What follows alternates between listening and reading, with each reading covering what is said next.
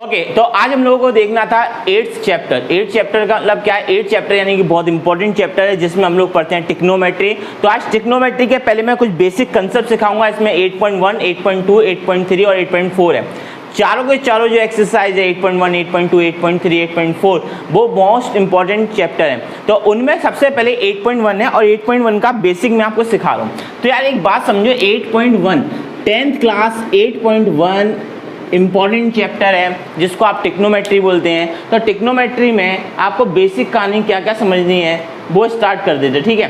तो यार आपको बेसिक कहानी क्या समझनी है, सबसे पहले आपको एक बात समझना है कि सारी की सारी टिक्नोमेट्री जो डिपेंड करेगी वो पूरी तरह से डिपेंड करेगी किसके ऊपर, राइट एंगल ट्राइंगल के ऊपर। यानी सारी की सारी टिक्नोमेट्री डिपेंड करती है राइट एंगल ट्राइंगल के ऊपर। यानी कि आप इसको किस तरीके से लिख सकते हैं, ABC पूरी टिक्नोमेट्री किसके ऊपर डिपेंड कर रही है, राइट एंगल ट्राइंगल पर। राइट एंगल ट्राइंगल का मतलब ये है कि यहाँ पर 90 डिग्री बनेगा। यहाँ पर क्या बनेगा, 90 डिग्री बनेगा।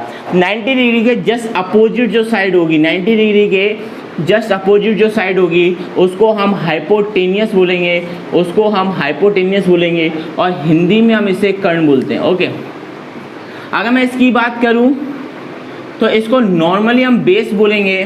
बेस को हिंदी में बोलते हैं आधार और इसको बोलेंगे परपेंडिकुलर, परपेंडिकुलर को बोलते हैं लंब। यानी टिक्नोमेट्री जो डिपेंड करती है वो आपके राइट एंगल पर डिपेंड करती है। और राइट एंगल पर किस तरीके से डिपेंड करती है, राइट एंगल होगा, सबसे बड़ी वाली जो साइड होगी वो होगी हाइपोटेनियस जिसको हम H से शो करते हैं। जे होगा परपेंडिकुलर, इसको P से शो करते हैं और जे होगा बेस जिसको हम लोग B से शो करते हैं। ओके, यहाँ पर आपको जो चीज़ पढ़नी है वो है 6 टेक्नोमेट्रिकल फंक्शन। यानी कि आपको 6 टेक्नोमेट्रिकल फंक्शंस पढ़ने हैं जिनको हम बोलते हैं sine theta, cos theta, tan theta, जिनको हम बोलते हैं साइन थीटा, कॉस थीटा और टेन थीटा। और इन्हीं के भाई होते हैं, कॉस का अपोजिट होता है कॉसेक थीटा, सेक का अपोजिट होता है कॉस थीटा,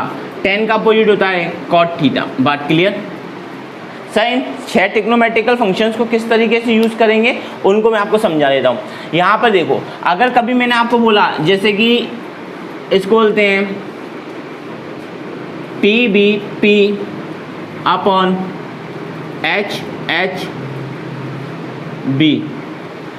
8.1 के लिए जो बेस्ट ट्रिक है वो होता है PBP अपॉन HSB। इसका मतलब क्या है, अगर कभी एंगल में P अपॉन H बनना है, अगर एंगल में P अपॉन H बनेगा तो उसको मैं साइन थीटा बोलूँगा, उसको मैं क्या बोलूँगा, साइन थीटा। मतलब क्या है, P अपॉन H बनने पर क्या कहानी बनेगी, साइन थीटा बनेगी। ओके, और अगर B अपॉन H की बात करूँ तो कॉस थीटा और P अपॉन B की बात करूँ तो टेन थीटा। क्या समझाया मैंने, इतना समझाया। PBP HHB का मतलब क्या होता है, साइन थीटा का मतलब होता है P upon H, cos theta का मतलब होता है B upon H, tan theta का मतलब होता है P अपॉन B।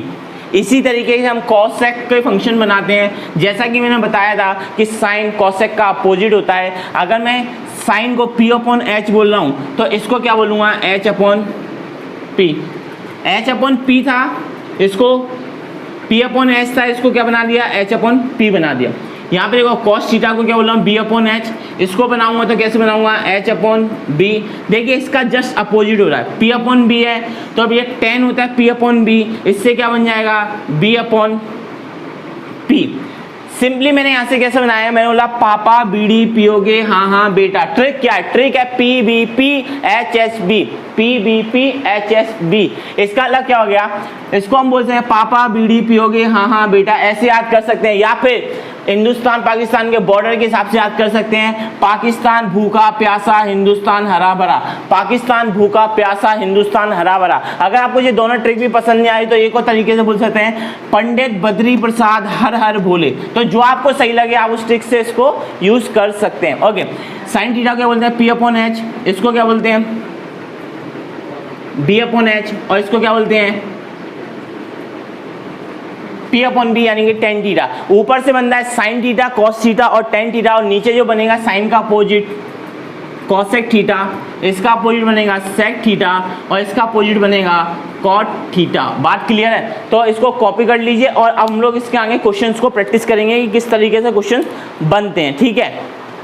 ओके, तो ट्रिग्नोमेट्री का एक और नया क्वेश्चन है। इस नए क्वेश्चन में हम लोग बात करना चाहते हैं किस चीज़ की। यहाँ पर बोला है इन राइट एंगल ट्राइंगल है ABC, इसमें ट्राइंगल में जहाँ पर B है वहाँ पर 90 डिग्री बनना और AB की वैल्यू 24 सेंटीमीटर है, देन आफ्टर BC की वैल्यू 7 सेंटीमीटर है और हमको क्या निकालना है, साइन ए और कॉस बी की वैल्यू निकालना है। पहला क्वेश्चन, टफ क्वेश्चन, समझ में ना आने वाला क्वेश्चन, ऐसा लगता है ट्रिग्नोमेट्री को देखकर, पर ऐसा नहीं है, बहुत आसान है। हमको क्या बोला हुआ है, हमको बोला हुआ है कि सर आपको राइट एंगल ट्रायंगल बनाना है। क्या बनाना है? राइट एंगल ट्रायंगल बनाना है। तो अभी तो सिखाया था कि राइट एंगल ट्रायंगल तो इस तरीके से बन जाएगा।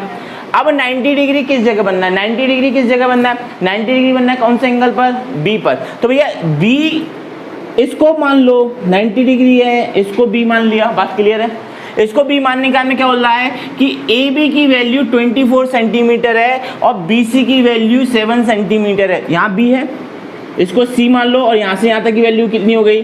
7 सेंटीमीटर। अगर मैं ए बी की बात करूँ, ए बी की वैल्यू कितनी हो गई? 24 सेंटीमीटर। बात ठीक है। यानी कि अब मुझे सबसे पहले क्या चाहिए? सबसे पहले मुझे ए सी की वैल्यू निकालनी है। क्यों निकालनी है? क्योंकि बेसिकली अगर मैं कुछ बात जानता हूँ तो ये जानता हूँ कि अगर साइन थीटा चाहिए तो साइन थीटा का मतलब होता है पापा BD PO में से कि P/H होता है साइन थीटा का मतलब। तो मेरे को H की जरूरत पड़ेगी। इसको मैंने क्या बोल दिया? देखो एंगल ए की बात हो रही है, एंगल ए की बात हो रही है, तो एंगल ए के लिए इसके सामने वाली साइड बन जाएगी परपेंडिकुलर और जी वाली साइड बन जाएगी बेस। जहां एंगल होता है उसके, जहां जिस एंगल के बारे में बात करते हैं उसके जस्ट अपोजिट वाली साइड क्या बन जाती है? परपेंडिकुलर बन जाती है। ठीक है, चलिए स्टार्ट करते हैं। तो फर्स्ट ऑफ ऑल मुझे by the help of Pythagoras theorem, मुझे किसके हेल्प से निकालना है? With the help of Pythagoras theorem.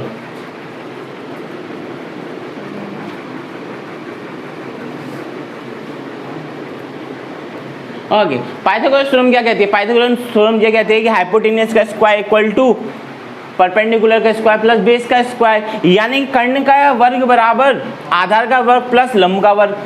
इसका मतलब जो हो गया कि AC का स्क्वायर इक्वल टू AB का स्क्वायर प्लस BC का स्क्वायर। पाइथागोरस थ्योरम आप लोग समझते हैं, आप लोग इससे पहले 9th पढ़ के आए हुए, 10th में आप लोग समझते हैं कि पाइथागोरस थ्योरम क्या है।